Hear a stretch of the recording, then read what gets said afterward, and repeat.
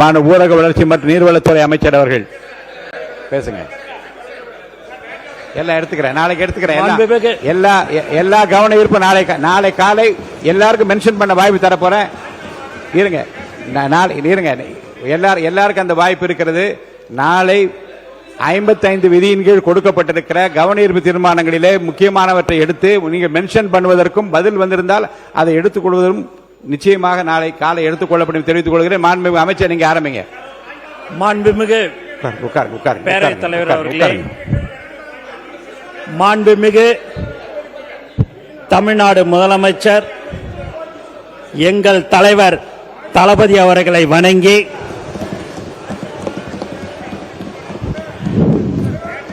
புரட்சி இயக்குனர் உயர் திரு SAC அவர்கள்,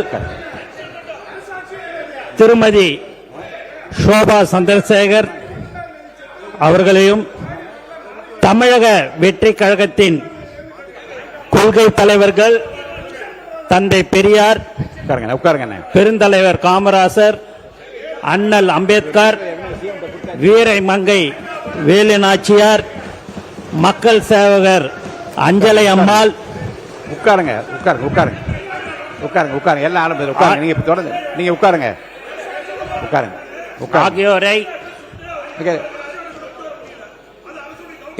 நேற்று நான் அதுக்கு பதில் சொல்லட்டுமா? உட்காருங்க. நான் நீங்க நேற்று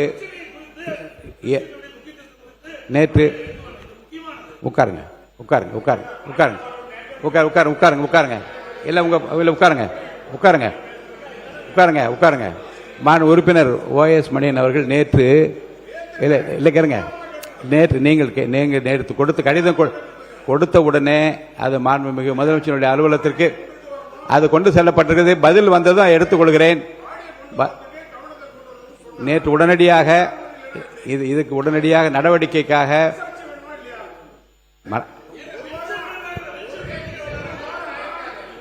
உட்காருங்க.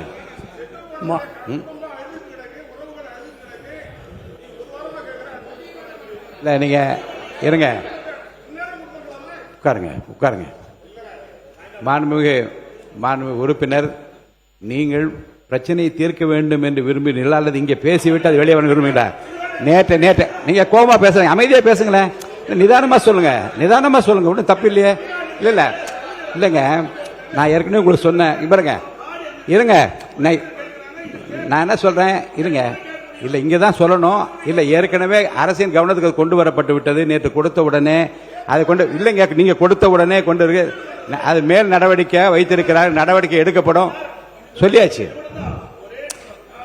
30 இப்படி அவசர பிரச்சனை என்று 30 கவன ஈர்ப்பு தீர்மானம் நாளை காலை எடுத்துக்கொள்ளுன்னு சொல்லிவிட்டேன். நிச்சயமா எடுத்துக்கொள்றேன். நாளைக்கு விவாதம் என்று வந்தால் நாளை வைத்துக் கொள்ளலாம். விவாதம் என்று வந்தால் நாளை எடுத்துக்கொள்ளலாம். முக்கியமான 30 பிரச்சனைகளை எடுத்து வைத்து நாளை மென்ஷன் பண்ணுவதற்கு நான் வகைப்படுத்தி வைத்து சொல்லிவிட்டேன். உட்காருங்க உட்காருங்க உட்காருங்க உட்காருங்க உட்காருங்க உட்காருங்க. அவை முன்னவர் அவை முன்னவர் அவை முன்னவர் அவை முன்னவர் மாண்புமிகு பேரவைத் தலைவர் அவர்களே, மாண்புமிகு பேரவைத் தலைவர் அவர்கள், இதே உங்களுடைய கவனத்தை இருப்பதற்காக ஏனுங்க, என்னங்க இது சட்டமன்றங்க, அவர் சட்டம் போட்டதா இல்ல இல்ல அவரே சட்டம் போட்டிருக்கிறாரு கேட்கிறாரு. இல்ல இல்ல இல்ல எல்லாருக்கும் அந்த வருத்தம் இருக்கு, ஒரு அரசுக்கு வருத்தம் இல்லாத இருக்கு. மாண்புமிகு பேரவைத் தலைவர் அவர்களே, தாங்கள் இப்போது ஒரு தீர்ப்பை வழங்கினீர்கள். அதற்கு பிறகு நம்முடைய நீர்வளத்துறை அமைச்சர் அவர்களை பேச வேண்டும் என்று நீங்கள் அழைத்தீர்கள். அதற்கு பிறகு மாண்பு உறுப்பினர்கள் அதற்காக நின்று அதை மென்ஷன் செய்ய வேண்டும் என்று கேட்கிறார்கள். ஆகவே நாளை நீங்கள் எடுத்துக்கொள்ளலாம் என்று நீங்கள் குறிப்பிட்டிருக்கிறீர்கள். ஆகவே அருள் கூர்ந்து உறுப்பினர்கள் அதற்கு உதவி செய்யுமாறு அன்போடு கேட்டுக்கொள்கிறேன்.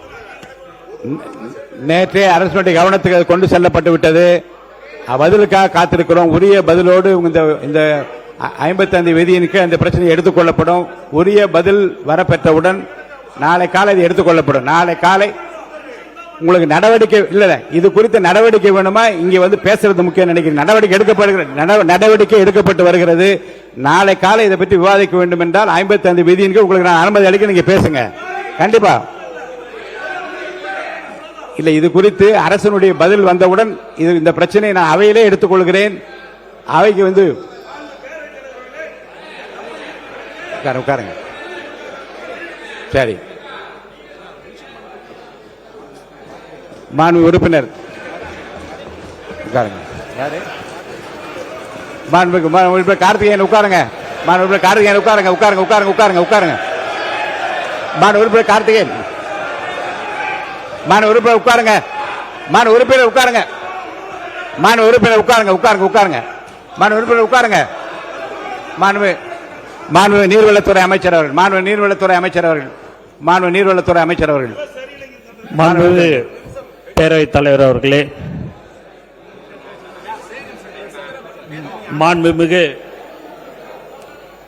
மீண்டும் ஒரு முறை மாண்புமிகு முதல்வர் அவர்களை வணங்கி எங்களுடைய தலைவர் தளபதி அண்ணா இருந்த மாண்பு உறுப்பினர் மாண்பு உட்காருங்க. உட்காருங்க. உட்காருங்க. நாளைக்கு தான் பேசுறாங்க. உட்காருங்க. மிகச்சிறந்த ஜனநாயக முறையை கடைபிடிக்க வேண்டும் என்று நான் விரும்புகிறேன். மீண்டும் நீங்கள் வந்து முன்பு நடந்தது போல, அப்போது நடந்தது என்பது போல நீங்கள் நடந்து கொண்டிருந்தால் நிச்சயமாக நான் சொல்லுகிறேன், நாடும் பார்த்து கொண்டிருக்கிறது, நாமும் பார்த்து கொண்டிருக்க. உட்காருங்க. இப்ப குறுக்கிட இருக்க கூடாதுங்க. முடிஞ்சு முடிஞ்சு பேசலாம். உட்காருங்க. உட்காருங்க. உட்காருங்க.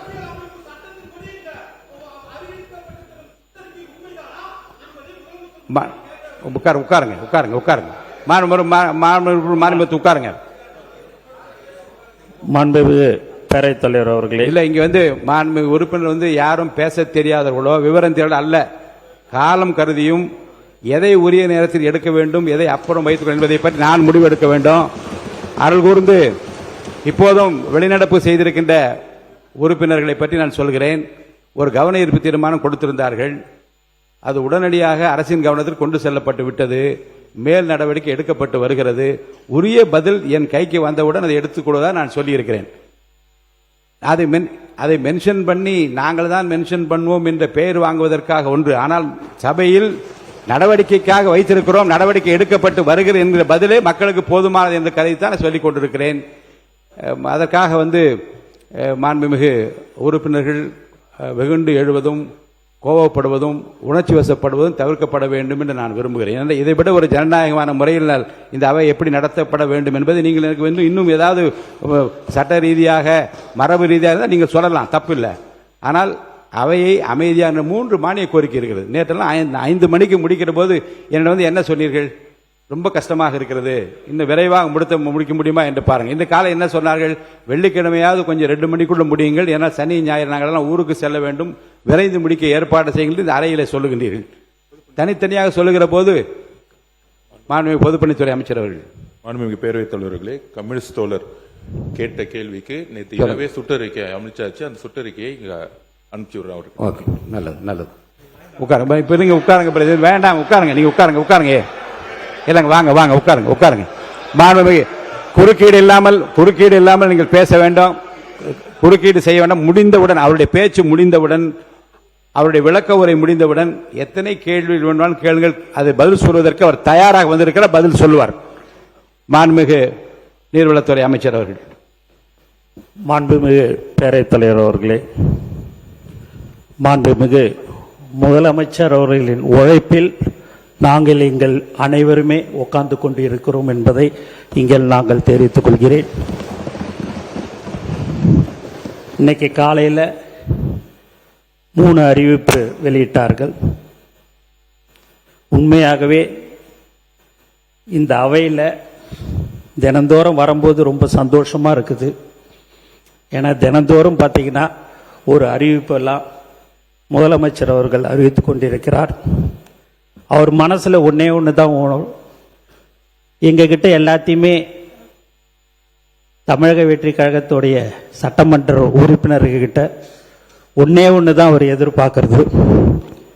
அது கண்டிப்பாக என்னவென்று சொன்னால், எக்காரணத்தை கொண்டும் மக்கள் பணத்தில் ₹1 கூட நீங்கள் தவறு எடுக்கக்கூடாது, தவறு செய்யக்கூடாது என்பது மட்டும்தான். நான் மட்டுமல்ல, இங்கே இருக்கிறோம் எல்லோருமே, எங்களுடைய தமிழக வெற்றி கழக சட்டமன்ற உறுப்பினர்கள், அமைச்சர் பெருமக்கள் எல்லோர் சார்பாகவும் நாங்கள் எக்காரணத்தை கொண்டும் தவறு செய்ய மாட்டோம் என்பதை இங்கு மாண்புமிகு முதலமைச்சர் அவர்களுக்கு நாங்கள் தெரிவித்துக் கொள்கிறோம்.